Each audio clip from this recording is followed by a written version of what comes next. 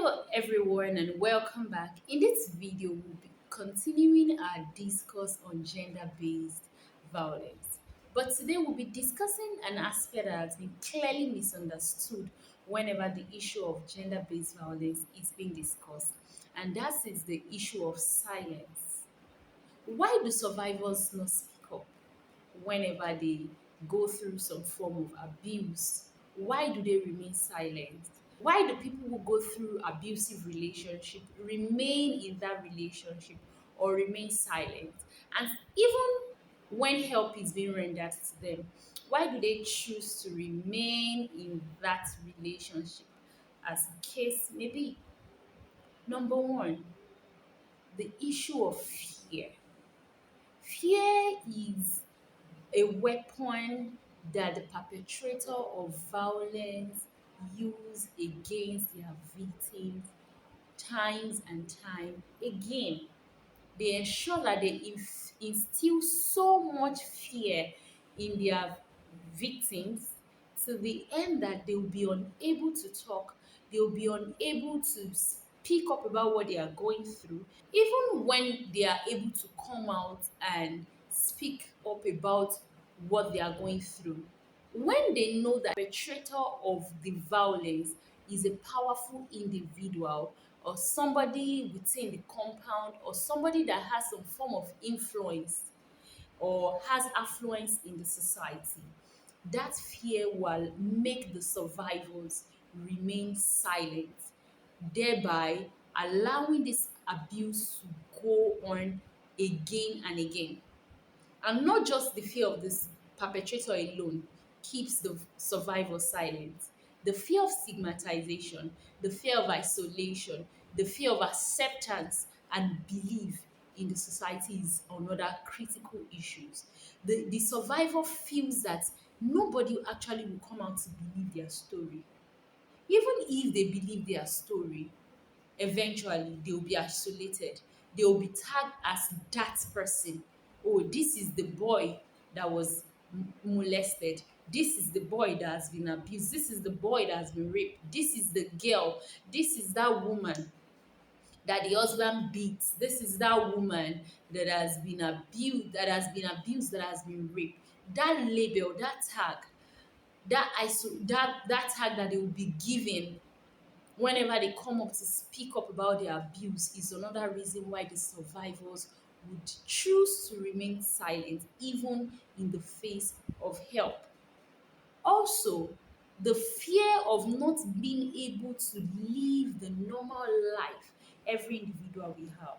For instance, a young girl that has been raped, such young girl would not be able to come up and speak up openly about her abuse or the person who is abusing her because she would be isolated and tagged.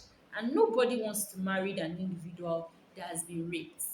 Nobody wants to be associated with them. Also, the issue of trust.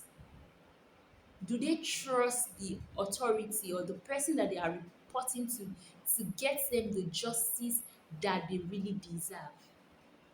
Or do they trust that when they come out with their story that they are giving the kind of covering, the kind of protection that they truly need and that they truly deserve? Or will they not be thrown to the wolves and just forgotten about, and hence their abuser will go scot-free? They don't even trust if, after speaking up, if the perpetrator of the abuse would get the punishments that commensurate with the abuse that have been inflicted upon them. These are the things and many more things that makes our survivors silent for years. Some of them will be silent for a very long time. And then when this abuse is accumulated, they begin to develop a coping mechanism against this abuse. They develop some character or things that they should never do just because they've experienced some form of abuse or the other. We as individuals, we must ensure that we do not encourage the culture of survivor blaming. let us desist from blaming our survivors. Ensure that when they come out with their story, we give them the necessary support that they need. We must stop asking the question, why? Why are you the one that they raped?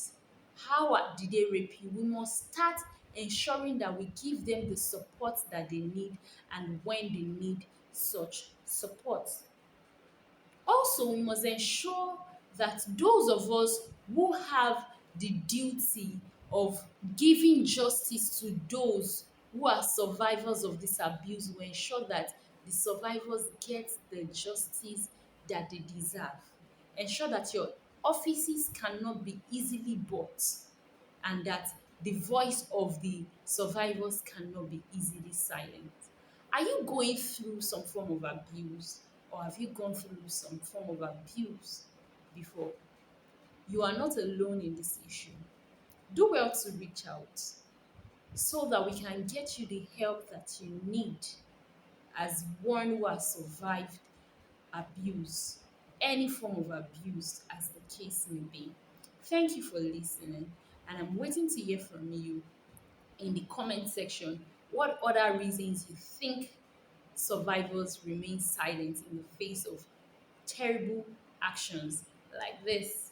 Don't forget to like, share, subscribe, and turn on the notification button so you'll be the first to receive notification when next we put up our video. Thank you for watching.